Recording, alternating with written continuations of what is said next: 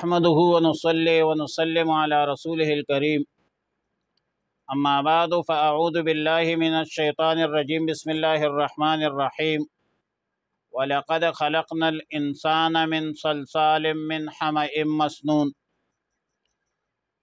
اور تحقیق کے ساتھ بلا شبہ ہم نے پیدا کیا ہے انسان کو من صلصال کنکناتی مٹی سے، من حمئن سیاہ گارے سے، مسنون سڑے ہوئے، والجان اور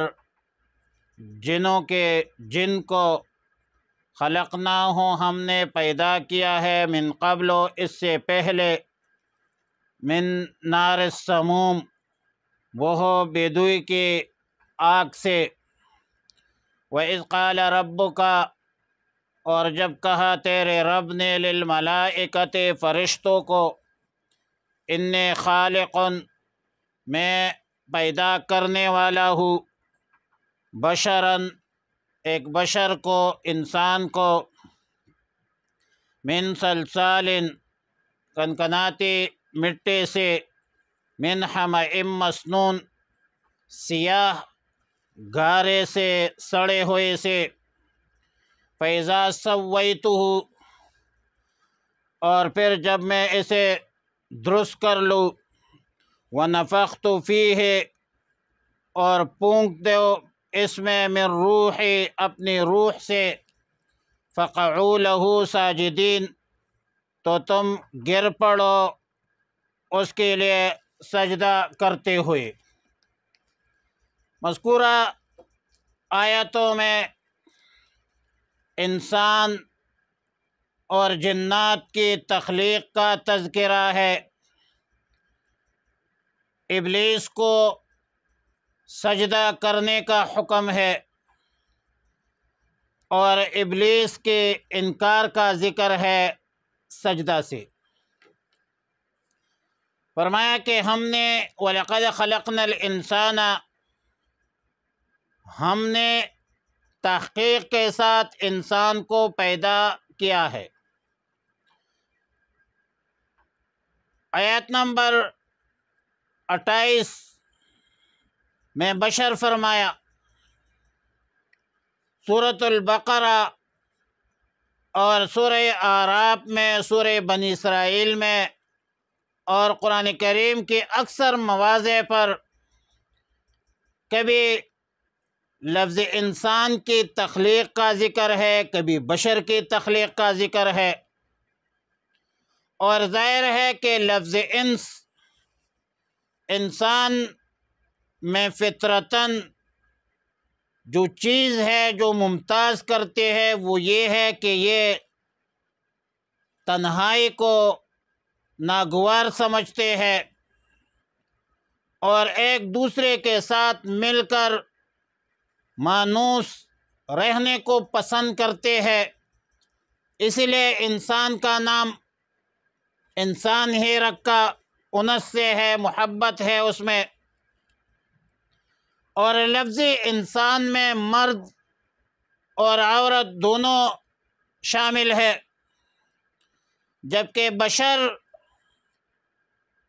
بشرہ سے ہے، جو ظاہر جسم خاص کر چہرے پر جس کا اطلاق ہوتا ہے۔ انسان کی تخلیق صلصال اور حمئ مسنون سے ہوئی ہے۔ صلصال کا معنی ہے کنکناتی مٹی یا بجتی ہوئی مٹی، اور حمئن کا معنی ہے کالے رنگ کی کیچڑ، گارے رنگ، اور مسنون کا معنی ہے سڑی ہوئی چیز جس سے بدبو پیدا ہو گئی ہو۔ سورۃ الحجر اور سورہ صاد میں پھر فرمایا من طین، کیچڑ سے پیدا کیا ہے انسان کو، اور سورہ رحمان میں ہے وَخَلَقَ الْإِنسَانَ مِنْ صَلْصَالٍ كَالْفَخَّارِ، اللہ نے انسان کو کنکناتی اور بچتی ہوئی مٹی سے پیدا فرمایا ہے۔ پانی ملانے سے پہلے یہ تراب تھی، مٹی تھی، پانی ملا دیا تو کیچڑ بن گئی، اور یہ کیچڑ ایک زمانہ تک پڑی رہی تو سڑ گئی، کالے ہو گئی۔ پھر اس سے آدم کا پتلا بنایا گیا، پھر پتلا سوکھ گیا، پھر وہ جو ٹیکرا ہے، ٹینکرا کی طرح بجھنے والی چیز بن گئی۔ روح سے پہلے مختلف ادوار اور مختلف احوال سے یہ گزر گیا جسم۔ پھر آیت نمبر 27 میں فرمایا کہ والجان خلقناہ من قبل من نار السموم، اور ہم نے جن کو یعنی جنات کو اس سے پہلے آگ سے پیدا کیا، اور اس میں اس بات کی تصریح موجود ہے کہ جنات کی تخلیق آدم کی تخلیق سے پہلے ہوئی ہے، اور ظاہر ہے کہ زیادہ بھی ہے اور اب بھی زیادہ ہے، لیکن والجان سے مراد جن سے جنات کا باپ مراد ہے، جو سب سے پہلا پیدا ہوا تھا۔ جیسا کہ سیدنا آدم علیہ السلام ابو الانس ہے، ابو البشر ہے، اسی طرح الجان سے مراد ابو الجن مراد ہے۔ اور بعض حضرات فرماتے ہیں کہ والجانہ سے مراد ابلیس ہے، لیکن یہ قول غیر مستند ہے۔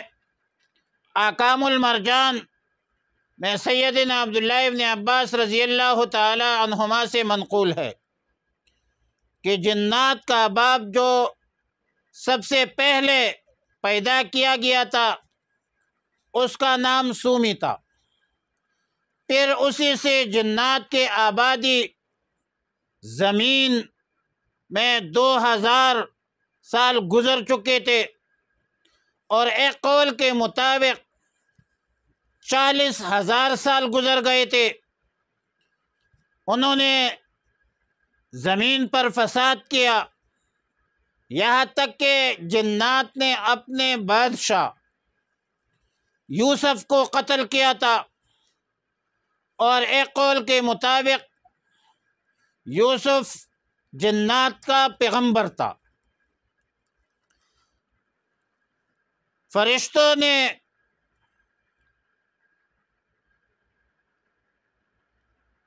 بھی فرشتوں کی بھی اس وقت اس سے انسان سے پہلے تخلیق ہوئی تھی، اور جب اللہ نے انسان کی تخلیق کا اعلان فرمایا کہ انی جاعل فی الارض خلیفہ، روئے زمین پر میں اپنا ایک نائب اور خلیفہ بناتا ہوں، یا خلیفہ پیدا کرنے والا ہوں، تو یہی فرشتوں نے کہا کہ اتجعل فیہا من یفسد فیہا ویسفک الدماء، فرشتوں نے انسانوں کو جنات پر قیاس کیا کہ پہلے بھی جنات کو خلافت دی گئی تھی، اور انہوں نے اس روئے زمین پر فساد کیا تھا، فتنہ برپا کیا تھا، قتل و غارت کی تھی۔ انسان بھی ہے جو کرے گا۔ لفظ جان اور جن کا مادہ جنن جو مضاف ہے اور آخر میں دو نون ہے، یہ پوشیدگی پر دلالت کرتے ہیں۔ ہمارے استاد حضرت مولانا شیر علی شاہ رحمہ اللہ تعالی فرمایا کرتے تھے کہ جس لفظ میں جیم نون آ جائے اس میں پوشیدگی ہوتی ہے، وہ مستور ہوتی ہے، وہ اس چیز کا مصداق۔ مثلا جنات ہے، جنت ہے، جنین ہے، تو جنات بھی پوشیدہ ہوتی ہے، نظر تو نہیں آتی، جنین بھی نظر نہیں آتی۔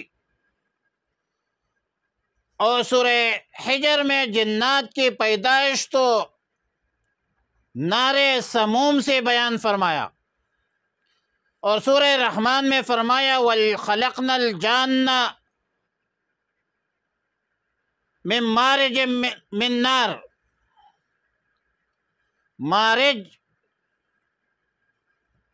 وہ آگ ہے جس میں دھواں نہ ہو۔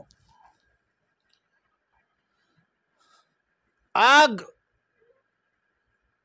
جو گرم ہوا کی طرح ہو، اور دھویں کے اجزاء جو ہے وہ بکثرت اس میں شامل ہو، من مارج من نار اس کو کہتے ہیں۔ آگ اس میں نظر نہیں آتا۔ اور لفظ سموم جو ہے یہ سم سے مشتق ہے۔ سم عربی زبان میں زہر کو کہتے ہیں۔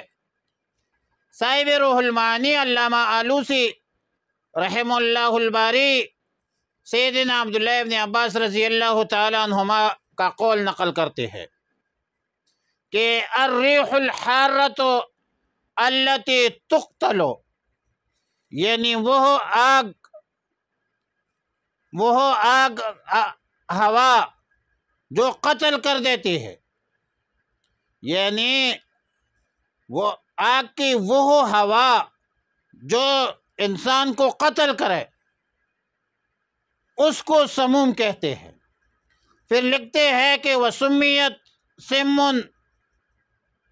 ما لأنها بلطفها تنفذ في مسام البدن ومنه سم القاتل، یعنی سموم نام اسی لیے رکھا گیا کہ یہ اپنے باریک بینی اور لطافت کی وجہ سے بدن کے مسامات میں نفوذ کر لیتے ہیں، اور زہر کو اسی لیے سم قاتل کہا جاتا ہے۔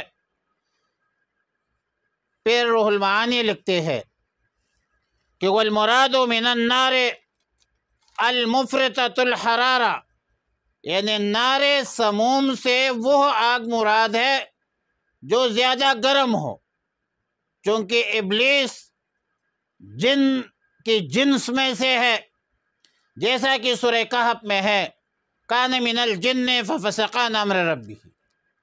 اور پھر ابلیس نے خود بھی کہا کہ خلقتنی من نار وخلقتہ من طین، آپ نے مجھے آگ سے پیدا کیا اور اس کو کیچڑ سے پیدا کیا، اور یہ اپنے خیال میں اپنے زوم میں اپنے آپ کو برتر سمجھ رہا تھا، اپنے مادہ تخلیق کے افضلیت پر مصر تھا، جبکہ آدم علیہ السلام یا بنی آدم کی مادہ تخلیق کو کمتر سمجھتا تھا۔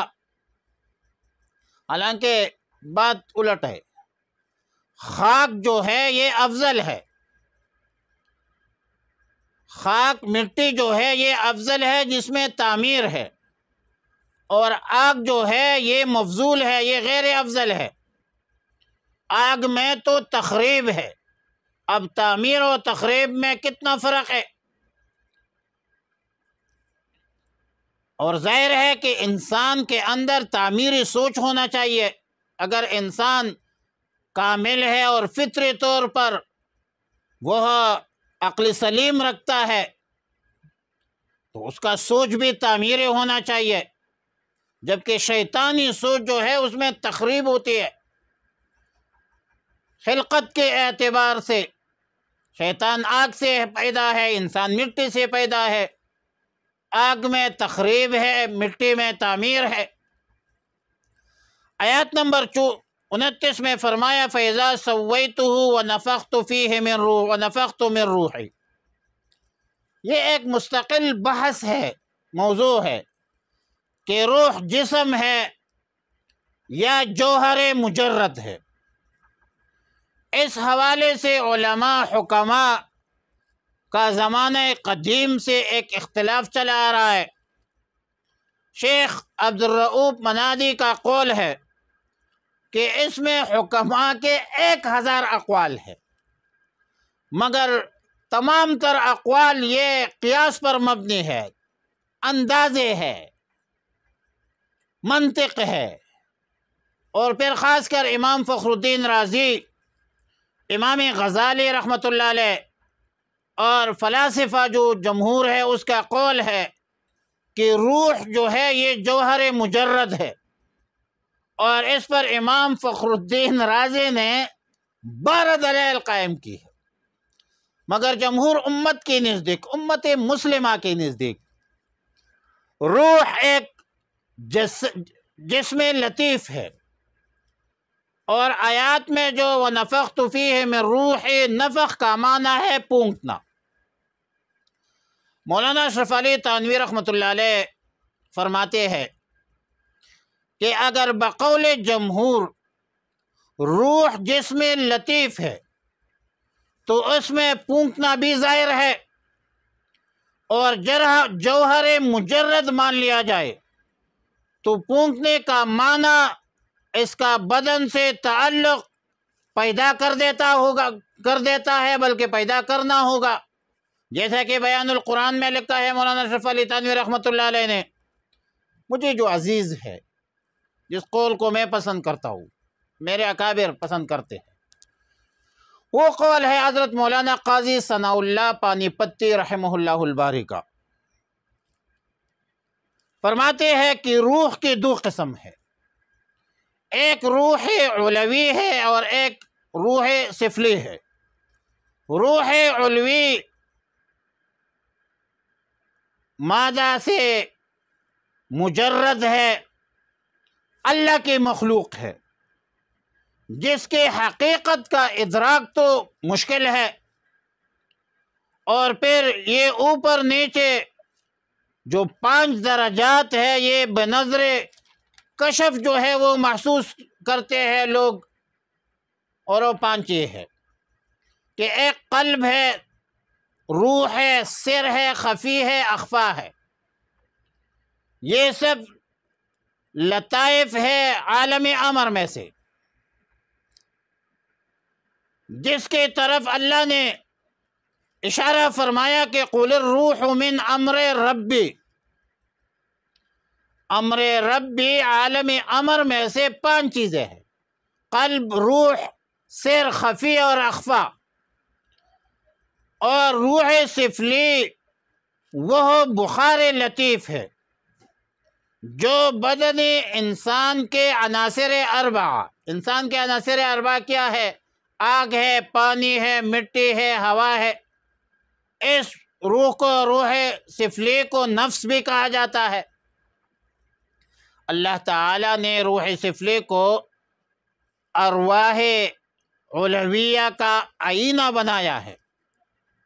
جس طرح آئینہ جب آفتاب کے سامنے سورج کے مد مقابل کیا جائے تو آفتاب سے بہت دور آفتاب کا عکس جو ہے وہ آ جاتا ہے اس میں، اور روشنی کی جگہ چمک اٹھتا ہے۔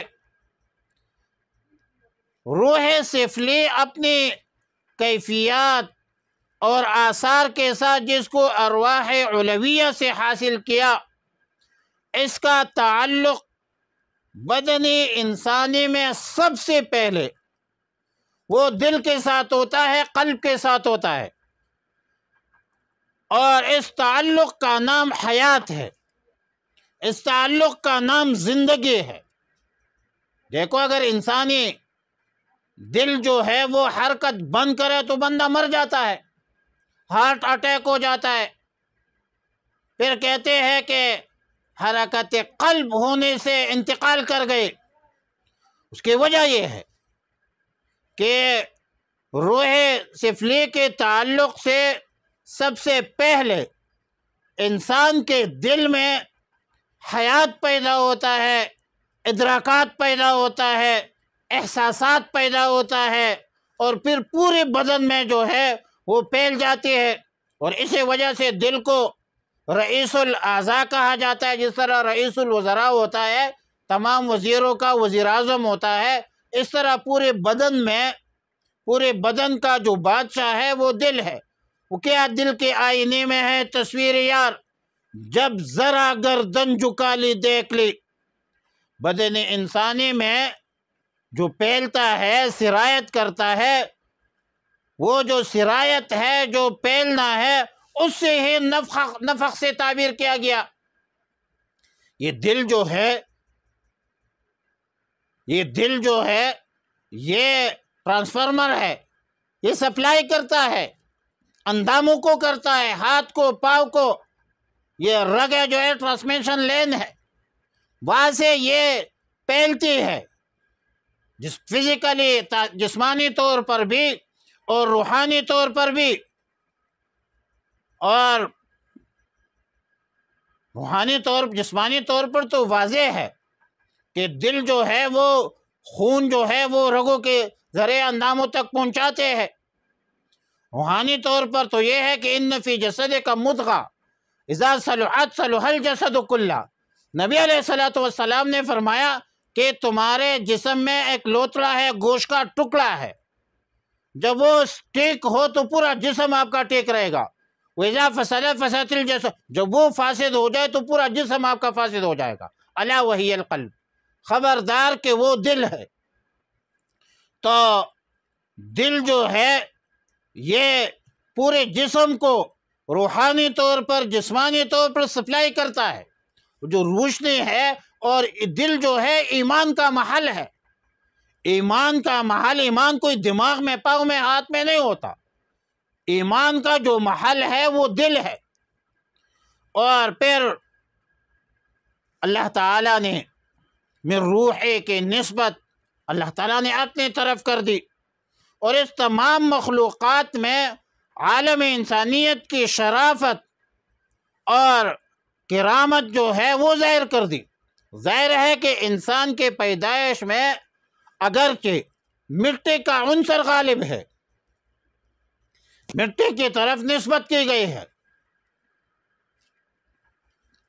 تخلیق کے اعتبار سے تو کبھی منہا مسنون کہا، صلصال کالفخار کہا، انا خلقناہ من نطفۃ امشاج نبتلیہ فجعلناہ سمیعا بصیرا۔ مٹی کی طرف نسبت ہے، کس حیثیت سے ہے؟ کیچڑ کی صورت میں ہے، مٹی کی شکل میں ہے، کس شکل میں ہے، وہ کیفیت تو مختلف ہے، لیکن یہ حقیقت ہے کہ انسان 10 چیزوں کا جامع ہے۔ 5 عالم خلق کی ہے، 5 عالم امر کی ہے۔ عالم خلق کے 5 چیزیں جہاں انسان کی مٹیریل ہے، عناصر ہے، جس سے انسان بنا ہے، وہ کیا ہے؟ آگ، پانی، مٹی، ہوا، اور 5ویں چیز ان چاروں سے پیدا ہونے والا وہ بخار لطیف جس کو روح کہا جاتا ہے۔ اور عالم امر کی جو 5 چیزیں ہیں وہ کیا ہے؟ وہ قلب ہے، روح ہے، سر، خفی اور اخفا ہے۔ یہ 10 چیزوں کا انسان جو ہے وہ جامع ہے، اور اس سے انسان جو ہے، اب انسان کے اندر تعمیر بھی ہے، تخریب بھی ہے۔ کچھ صفات انسان کے اندر انسانوں فرشتوں والے ہے، اور کچھ قوت غضبی ہے اس کے اندر، یعنی انسان مرکب ہے قوت غضبی اور قوت ملکوتی سے۔ قوت ملکوتی ہے جو فرشتوں والے صفات ہے، عبادت ہے، عفو ہے، درگزر ہے، خدمت ہے، اور کچھ حیوانوں والی صفات ہے جو حسد ہے، بغض ہے، جرم ہے، یہ حیوانوں والی صفات ہے، نافرمانی ہے، بغاوت ہے۔ نبی علیہ السلام نے فرمایا کہ انسان کو فمن غلب شہوته علی عقلہ وہو اسفل من الحیوان، جس کے خواہشات غالب، عقل مغلوب، تو یہ حیوان سے بھی بدتر ہے۔ تو اللہ سے دعا ہے کہ ہمیں اچھی انسان بنائے، اچھی مسلمان بنائے۔ وآخر دعوانا الحمد للہ رب العالمین۔